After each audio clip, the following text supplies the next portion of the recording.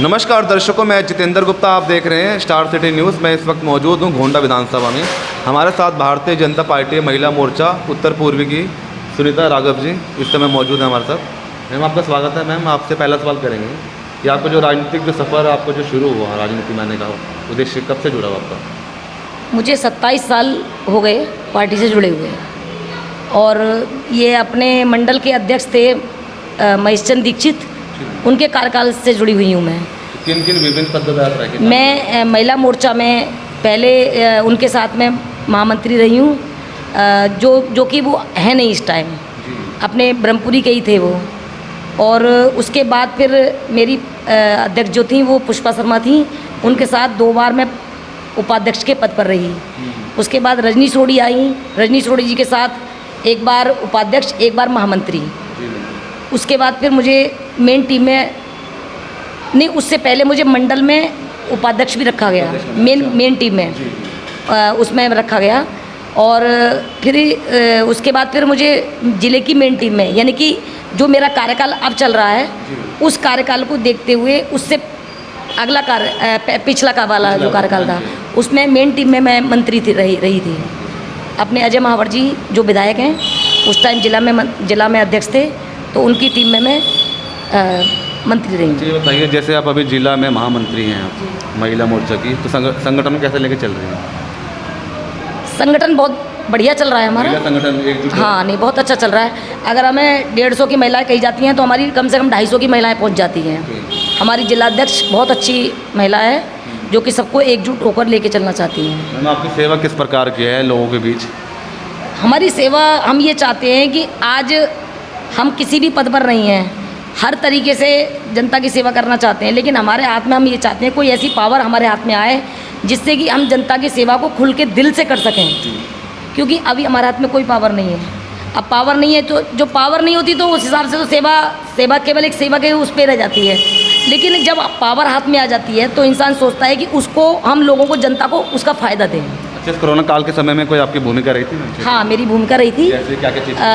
मैंने तीसरे पुस्ते और भी कई जगह जाकर सैनिटाइजिंग किया मार्केट में, और अपने जो कि आज तक का रिकॉर्ड बनाया है कि इस अपनी गली नंबर 5 में कोई भी सैनिटाइज़र का वो जो ट्रक होता है वो लेके नहीं आ पाया, लेकिन मैं इस ट्रक को वहाँ गुस्सा किया, कुछ भी किया, उन्होंने मेरी बात को माना, मुझे सम्मान किया, बहुत सम्मान किया। हमारे विधायक जी बहुत सम्मान करते हैं, और उन्होंने मुझसे बोला कि नहीं आप ट्रक लेके जाओ।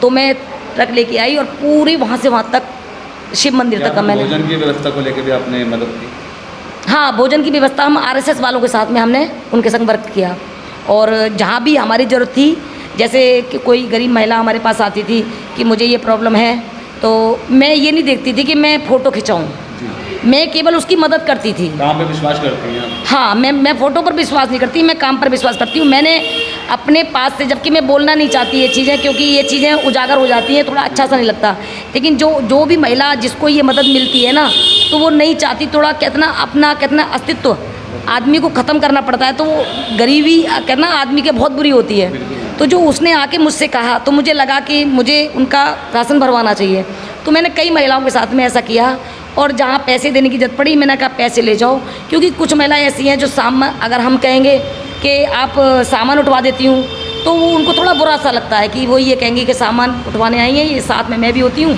थोड़ा अजीब सा लगा। मैंने कोई नहीं, मैंने कहा मैं सामान लेके आती हूँ, आप याद नहीं, आपको पैसे देती हूँ, आप जाके सामान भरवा लो, मुझे कोई दिक्कत नहीं है। सर, माननीय प्रधानमंत्री नरेंद्र मोदी जी के नेतृत्व में जो उनकी योजनाएं हैं, क्या वो योजनाओं को लेकर आप काम कर रही हैं आप क्षेत्र में?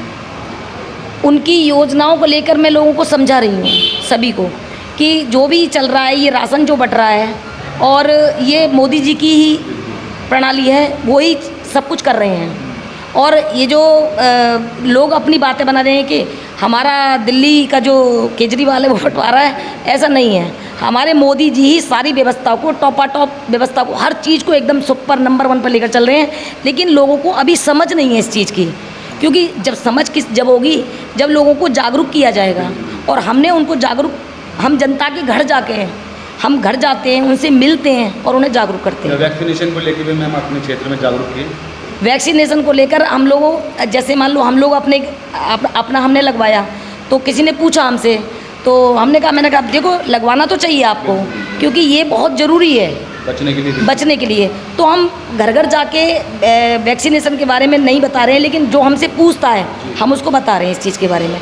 अगर जैसे हम किसी भीड़ में जाते हैं तो हम भीड़ में भी समझाते हैं कि आप लोगों ने वैक्सीनेशन करवाया नहीं, तो वो कहते हैं नहीं, तो कहते नहीं है तो करवाओ, ये बहुत ज़रूरी काम है। 2022 को चुनाव है जी। क्या लगता है 2022 में इस बार बदलाव होगा या दोबारा हमारी पार्टी? बिल्कुल बदलाव आएगा भाई साहब, बिल्कुल। हमारी पार्टी में लोगों की समझ में आ रहा है मोदी जी क्या कर रहे हैं, हमारे लिए कर रहे हैं, देश के लिए कर रहे हैं, जनता के लिए कर रहे हैं, तो सभी को समझ में आ रहा है अच्छे से। और हम एकजुट होकर काम करेंगे, पब्लिक से मिलकर काम करेंगे, तो 100% हमारी बीजेपी की पार्टी ही सीट को निकालेगी। इस बार 22 में बिल्कुल बनेगी। तो आपकी कोई इच्छा आगे दौड़ में वहाँ पर? हाँ, मैं दौड़ में हूँ, मैं इलेक्शन लड़ना चाहती हूँ। मैं बहुत पुरानी कार्यकर्ता हूँ और आज पद पर भी हूँ, और लेकिन मैं ये चाहती हूँ कि जनता की जो सेवा करने वाला हो वो निस्वार्थ हो, उसके मन में कुछ ये नहीं होना चाहिए कि जी मैंने अगर मैं निगम पार्षद बन जाऊँ तो मुझे किसी से कोई लेना देना नहीं है। मैं ये चाहती हूँ मैं सबको एक ही नज़र से देखूँ, उनकी हर कमियों को पूरा करने की पूरी कोशिश करूँ। आदेश गुप्ता जी के आप बारे में कुछ कहना चाहेंगे? उनके नेतृत्व में संगठन कैसा चल रहा है? संगठन बहुत अच्छा चल रहा है। उनके आदेश गुप्ता जी हमारे बहुत अच्छे प्रदेश अध्यक्ष जी हैं। वो इस काम को बहुत सुलझे हुए तरीके से करेंगे वो, क्योंकि उन्हें सब पता है कि कौन इंसान, अब दुनिया में पब्लिक तो बहुत होती है, हर तरीके का इंसान होता है, ज़रूरी नहीं है कि सब लोग इलेक्शन ही लड़ेंगे। इलेक्शन टिकट तो एक ही है, एक ही को मिलनी है। अब उनको ये भी तो देखना होगा, और भाई साहब पूरी अच्छी तरीके से देखभाल करने के बाद ही इस काम को करेंगे। मुझे पूरी उम्मीद है उनसे, आदेश भाई साहब से, कि वो कभी भी कोई ऐसा काम नहीं करेंगे जिससे उनके ऊपर कोई भी इल्ज़ाम आपके सामने आम आदमी पार्टी भी काफ़ी अपनी दिल्ली में पकड़ बना चुकी है, कैसा रहेगा इस पर माहौल? असल में क्या है मैं बताऊं भाई साहब आपको, लोगों के दिलों में लालच पैदा हो चुका है, जो कि पानी, बिजली, ये वो सब चीज़ों का लालच। अब लालच तो आपको पता ही है बुरी बला होती है। अब लालच में आकर अगर पब्लिक इधर उधर जाती है, लेकिन अब पब्लिक बहुत चालू हो गई है।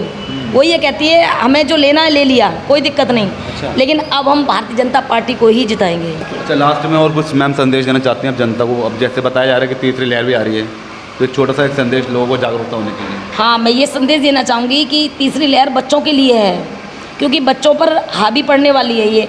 थोड़ा बच्चों का लोग ध्यान रखें, जिससे कि बच्चों को परेशानी ना हो, क्योंकि छोटे बच्चे जो होते हैं वो बिल्कुल नाजुक होते हैं, उनकी समझ नहीं आता, वो ना तो ये सोचते हैं कि उस बंदे को कोई बीमारी है, क्या परेशानी है। तो मैं तो जनता से यही कहना चाहूँगी कि वो अपने बच्चों को संभालें और अपने हिसाब से फैसला लें। सभी इतना मतलब वो समझते हैं कि हमें आगे अपना एक वोट देना है। एक वोट बहुत कीमती वोट होता है उन लोगों का।